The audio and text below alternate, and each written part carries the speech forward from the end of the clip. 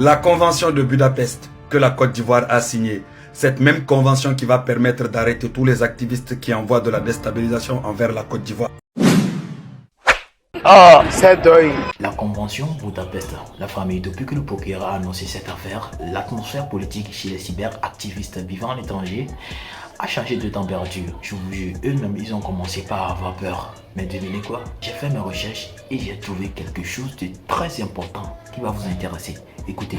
La Côte d'Ivoire a adhéré à la Convention de Budapest sur la cybercriminalité en 2023. L'adhésion de la Côte d'Ivoire à la Convention de Budapest vise principalement à renforcer la lutte contre la cybercriminalité comme les fraudes en ligne, les attaques informatiques ou l'exploitation des données personnelles et à faciliter la coopération judiciaire entre pays. Cela dit, certains observateurs s'interrogent sur les usages politiques possibles de ce genre d'accord, notamment dans des contextes où les critiques du pouvoir s'expriment en ligne depuis l'étranger. Il est vrai que les dispositions de la Convention peuvent permettre aux États membres de demander l'assistance d'autres pays pour enquêter sur des infractions commises via Internet, y compris celles jugées comme des délits dans leur propre législation. Mais attention, la Convention de Budapest ne donne pas carte blanche pour réprimer la liberté d'expression. Elle repose sur des principes de respect des droits de l'homme et de proportionnalité. Toute demande d'assistance ou d'extradition doit passer par des procédures légales et être validée par les autorités judiciaires du pays sollicité. En résumé, non, ce n'est pas un outil conçu pour rapatrier des cyberactivistes politiques, mais dans certains cas, les États peuvent tenter de l'utiliser à cette fin, ce qui soulève des débats sur les limites entre sécurité et liberté. Oui, la famille, vous-même vous avez écouté. La Côte d'Ivoire a adhéré à cette convention depuis 2023, ce n'est pas aujourd'hui. Mais je ne sais pas pourquoi ils ont fait sortir cette affaire à l'heure là. Genre pour faire peur aux cyberactivistes vivant à l'étranger. Pour les intimider. Non, la famille, ils ont zaï.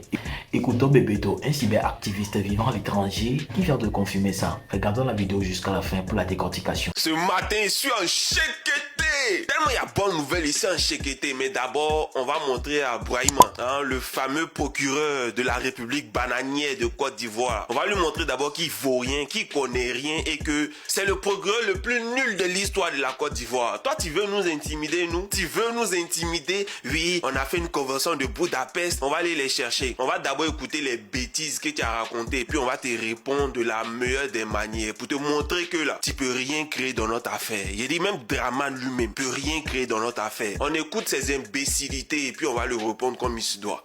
On l'écoute s'il vous plaît. La que je vous donne, c'est que la Côte d'Ivoire a adhéré à la Convention de Budapest. Cette convention ouvre la voie à une coopération judiciaire forte avec près de 77 pays.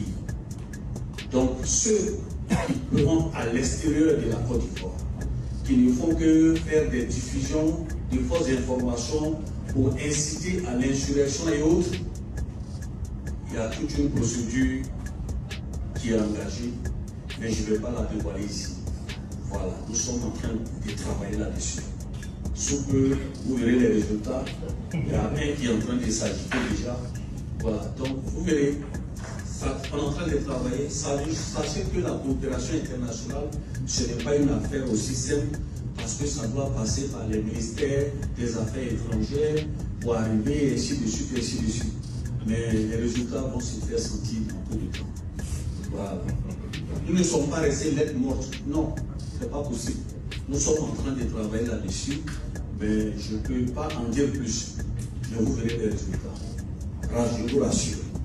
Nous sommes déterminés à faire en sorte que ces personnes puissent comparaître devant les juridictions ivoiriennes. Alors après avoir fini d'écouter ce Brahima aboyer, je vais vous expliquer ce qui s'est réellement passé à la convention de Budapest et pourquoi est-ce qu'il y a eu cette convention. Et la plupart des pays même qui ont participé, en réalité n'y sont pas. Ils n'ont pas ratifié cet accord de Budapest, ils sont juste venus figurer, ils sont juste venus assister. Et cette histoire-là a commencé depuis 2020. Attends d'abord. Avant de faire mon speech, il faut que je regarde un peu, sinon il va me tromper. Alors, affaire de Budapest.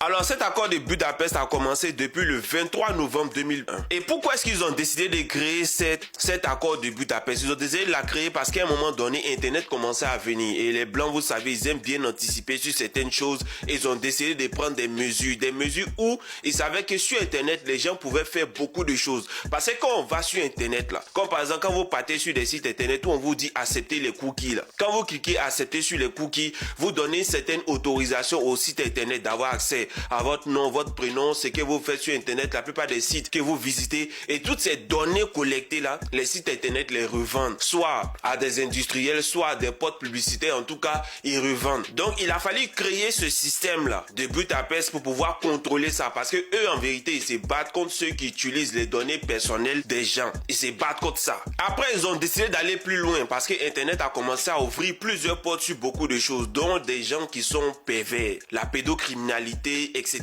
etc. Donc, les gens de Budapest, ils ont décidé maintenant d'aller beaucoup plus loin, de sorte à pouvoir poursuivre ces gens-là, peu importe dans les pays dans lesquels ils sont. Maintenant, nous autres qui sommes ici, qui prenons position contre l'État de Côte d'Ivoire, qui est un État voyou, un État bandit, un État qui ne fait que assassiner, qui ne fait que emprisonner nos amis de façon injuste. Je vais parler de mon ami Ibrahim Ziggy. Et nous autres, vous prenez ces soi-disant accords-là pour nous menacer. Tu es bête, tu n'as pas bien appris tes cours et dans cette vidéo, tu vas apprendre beaucoup de choses. Faut regarder cette vidéo-là, faut t'asseoir dans ton bureau et puis tu vas avoir mal, tu vas souffrir, mais tu peux rien créer contre quelqu'un ici. C'est moi Benito qui te dit ça. Donc maintenant, nous, pour nous poursuivre ici, là, il faut nous poursuivre pour des faits qui sont reprochables ici et reprochables en Côte d'Ivoire. Mais la procédure est trop longue, le vieux. D'ici, vous avez fini procédure là, à laquelle même vous allez perdre, bien entendu. Mais les Ivoiriens vous ont déjà dégagé. Parce que hier, le président Longgbabo a dit que c'est la dernière fois qu'il vous tend la main. La prochaine fois qu'il prend la parole, c'est pour descendre ce pouvoir moribond là. C'est pour vous faire descendre un à un, parce que c'est de ça qu'il s'agit. Donc sachez que cet accord de Budapest, ça ne concerne pas les cyberactivistes. Ça concerne les cybercriminels. Ceux qui utilisent, ceux qui volent les données des gens, qui piratent les gens, qui utilisent les informations des gens, les informations personnelles des gens pour les revendre sur Internet. C'est ceux-là que ça concerne. Nous, ça ne nous concerne pas, le vieux. Nous, ça ne nous concerne pas. Ici, là, nous sommes des citoyens modèles. On paye nos impôts, on travaille, on a des enfants. Il y a d'autres même parmi nous qui ont la nationalité française, la nationalité suisse. Renseignez-vous d'abord. Supposons même que vous savez où on habite. Peu importe même les informations que vous avez, vous pouvez rien créer contre, vous pouvez rien créer contre nous, absolument rien. Mais on n'a pas peur aussi. On n'a pas peur. C'est pour ça qu'on fait à visage découvert. Sinon, on pourrait acheter des cagoules pour se bander le visage et puis faire comme les autres. Ou on pourrait faire des vidéos et puis c'est l'IA qui va traduire pour nous. Mais non, on parle à visage découvert. Et vous pouvez rien créer. On n'est pas des bandits ici. On est des modèles. On travaille. Donc vous pouvez rien créer. Donc ceux qui étaient devant toi, que tu étais en train de mentir, bon, c'est des moutons. Ils n'ont même pas pris la peine même d'aller regarder c'est quoi la session de Budapest ou je ne sais quoi de Budapest. Ils n'ont même pas pris le temps d'aller regarder. Et ça commence à jacasser sur les réseaux sociaux. Oui, bientôt Benito en Côte d'Ivoire. Oui, bientôt Johnny en Côte d'Ivoire. Si nous on vient en Côte d'Ivoire, c'est de notre propre volonté. Mais vous allez tomber. Regardez ce qui va se passer. Bande de bâtards. Faut pas ça t'ajouter au dossier puis tu vas venir. Ta mère quand même. Faut penser à t'ajouter au dossier puis tu vas venir. Chien. La famille, j'espère que vous avez suivi la vidéo. Voilà les choses qui se passent. Voilà, le procureur a sorti cette affaire pour intimider les cyberactivistes qui s'attaquent au pouvoir d'Alassane Ouattara. Vous avez zaï. Non, vous avez zaï. Laissons de la blague de côté. Allez chercher un activiste qui s'exprime. Ça serait une mission impossible. Si le pays en question, le pays dans lequel ces cyberactivistes se trouvent, c'est un pays corrompu là, et ils vont vous donner les cartes blanches. Vous-même vous avez dit, il y a la liberté d'expression. Maintenant, les personnes s'expriment contre votre pouvoir. Vous dites que vous allez les chercher. Ils sont devenus des cybercriminels. Aucun pays ne vous donnera pas une carte aussi blanche comme ça et aller chercher à y rapatrier quelqu'un qui s'exprime contre votre pouvoir. Non, c'est parce qu'il y a quelque chose qui cloche dans votre gouvernement là. C'est pourquoi ces gens de personnes vous attaquent. Donc la famille, laissez vos avis dans le commentaire car nous sommes arrivés à la fin de cette vidéo. Prenez soin de vous. Que le bon Dieu nous protège. On est ensemble.